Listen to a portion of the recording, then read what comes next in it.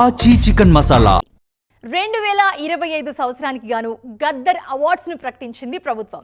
Megastar Chiranjeevi, లోకనాయకుడు Kamal Haasan, are Narayanamurthy లాంటి సినీ ప్రముఖులను జాతీయ అవార్డులతో గౌరవించబోతున్నట్టుగా ప్రకటించింది తెలంగాణ ప్రభుత్వం. 2025 సంవత్సరానికి గాను గద్దర్ అవార్డ్స్ ను film development corporation chairman Dil Raju, Tammareddy Bharadwaj, Vijay Kanakamedala ప్రకటించారు. జ్యూరీ ఎంపిక చేసిన విన్నర్స్ లిస్టును రివీల్ చేశారు. దశాబ్దాలుగా వెండితెరకు సేవలందిస్తున్న వారికి జాతీయ పురస్కారాలు ప్రకటించింది jury. NTR national award Indian film artist Shri Konidela Chiranjeevi,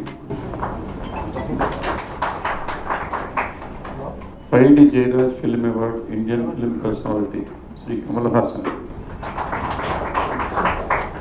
B N Reddy film award Telugu film director Shri Singeetam Srinivasa Rao గారు,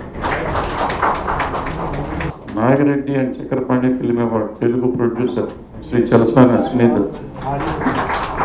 4 దశాబ్దాలుగా తెలుగు తెరను ఏలుతున్న మెగాస్టార్ చిరంజీవికి ఎన్టీఆర్ నేషనల్ అవార్డును ప్రకటించారు.